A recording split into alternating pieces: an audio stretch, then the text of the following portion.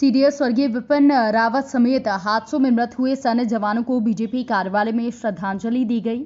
BJP प्रदेश अध्यक्ष VD Sharma ने श्रद्धांजलि दी। बीजेपी के नेता और कार्यकर्ता भी मौजूद रहे।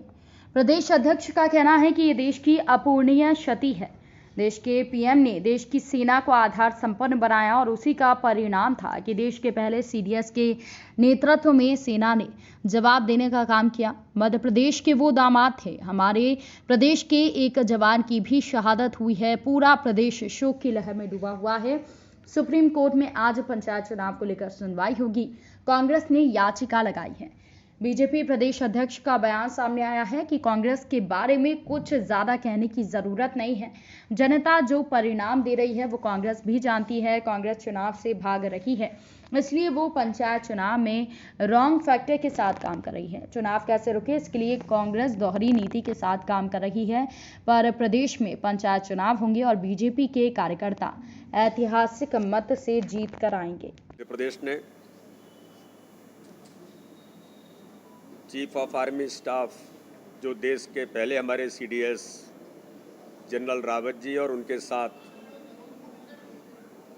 हमारे जो सभी सैनिक जो शहीद हुए हैं, उन सबको आज भारतीय जनता पार्टी मध्य प्रदेश ने, हमारे सैनिक प्रकोष्ठ ने श्रद्धा के सुमन अर्पित किए हैं। ये देश को एक अपूरणीय क्षति है। एक ऐसा व्यक्तित्व, जनरल रावत जी के बारे में ये कहा जाता है कि इस देश के अंदर आर्मी का आधुनिकीकरण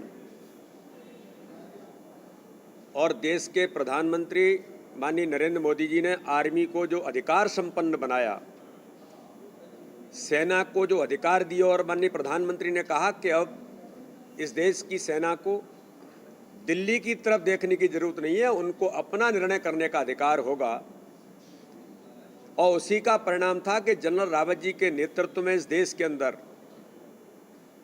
आर्मी ने, चाहे सेना के हमारे सीमाओं के किसी भी क्षेत्र पर, चाहे पाकिस्तान या चीन या और भी जो इस देश के अंदर हमारे लिए प्रश्न थे, उन सब पर बखूबी अधिकार संपन्नता के साथ जवाब देने का काम उनके नेतृत्व में इस देश की सेना ने किया। और हमें गर्व है जनरल रावत पर और हमारी देश की सेना पर कि उनके नेतृत्व में प्रधानमंत्री मोदी जी के साथ इतने वर्षों तक किसी प्रकार की जो घटनाएं देश के अंदर होती रहती थी, उन सारी घटनाओं पर विराम लगा। तो आज ये देश जनरल रावत जी को और मध्य प्रदेश के साथ उनका जो संबंध है कि मध्य प्रदेश के वो दामाद थे। एक हमारा नौजवान साथी अपने सीहोर जिले का, उनकी भी शहादत हुई है। तो मध्य प्रदेश, पूरा मध्य प्रदेश इस शोक की लहर में डूबा हुआ है। जनरल रावत जी को, सभी हमारे उन शहीद सैनिकों को भारतीय जनता पार्टी मध्य प्रदेश श्रद्धा के सुमन अर्पित करता है।